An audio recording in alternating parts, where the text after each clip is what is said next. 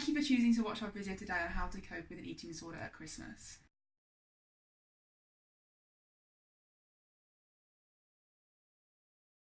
Michael Bublé. Christmas paper. Robins. Tinsel. Christmas trees. Food. Food. For many people, Christmas is about gifts, magic, quality time with family, and age-old traditions. But for someone with an eating disorder, Christmas is utterly terrifying.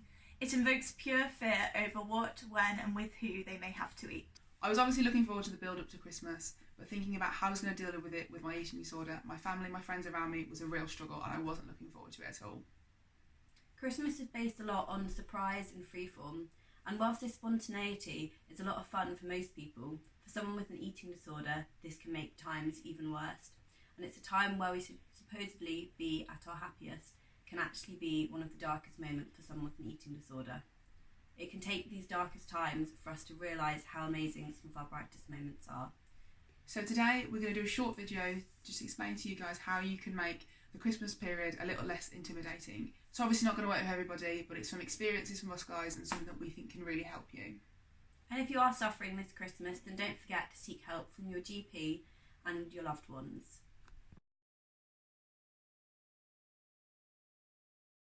Admit and acknowledge that this is an overwhelming and anxiety-broken time. There's no hiding away from that. But this period of time is temporary, Christmas is temporary, and your feelings are temporary.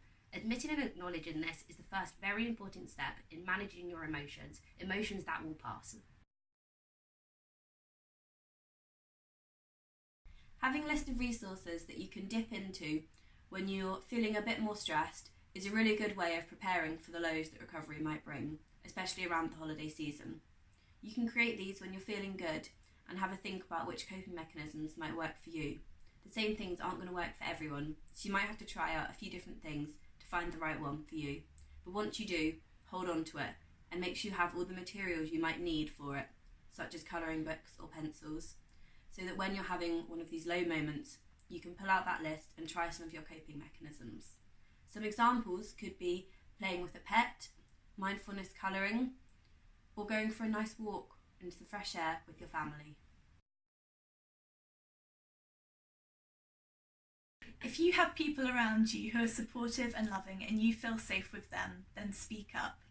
Your family and loved ones are there to support you, and you can help them in turn by letting them know what is helpful and what is counterproductive. Let them know how they can support you if you are struggling. In our personal experience, the best policy is brutal honesty. This will allow you to take some control over your eating disorder.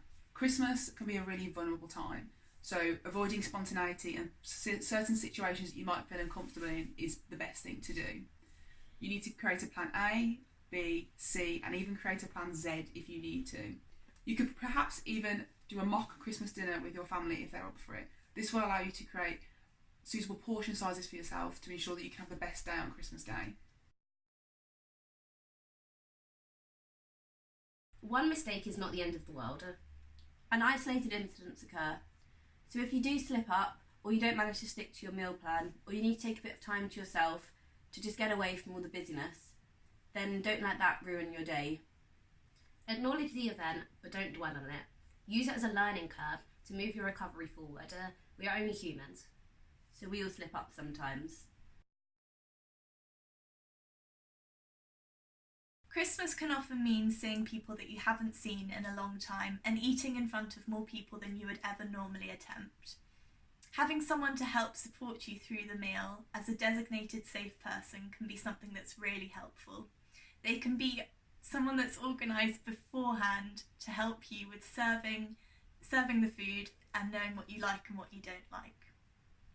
Don't worry about ruining Christmas. Your recovery is the most important thing here, and you can take time to socialise away from the table after the meal is finished. We really do know how tempting it is to restrict in the run-up to an event when you know there's a prospect of eating more than you planned. This can keep you in a cycle and can be detrimental to your recovery. So at Christmas, don't feel the pressure to deviate away from your meal plan. Prepare for an element of stress and anxiety following the Christmas meal. So have some distractions in place so that you can get away from the table. Whilst your family and friends all sit around chatting and laughing, you might continue to feel more stressed and more anxious. So have those distractions ready, whether that be going for a walk with your family, playing a board game or watching a film. Just make sure they're there for when you need them and they're already in place.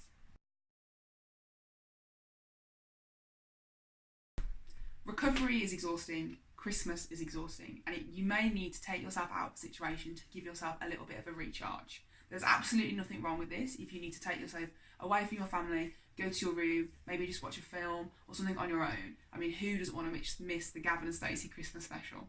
So just make your family aware that you might be doing this, but don't worry, you are definitely not ruining Christmas. You've got to think about yourself and what's going to be best for you.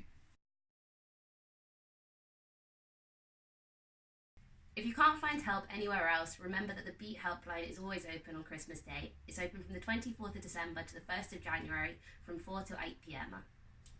And when all of the emotions start to show their face around Christmas, remember that you are not alone. There are plenty of other people who are in exactly the same boat as you, and we're all in this together.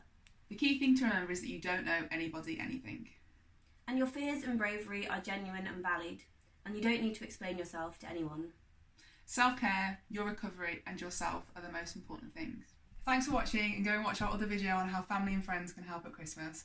Have a very Merry Christmas!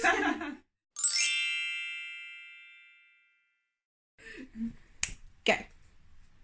You're started. I was about to!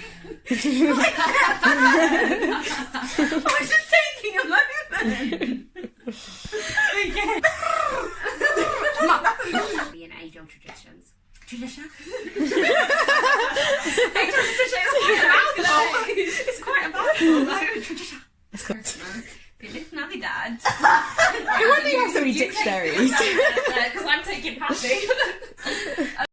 Thanks for watching. Oh Sorry. dear. An event when. I love how whenever it's on camera they just look.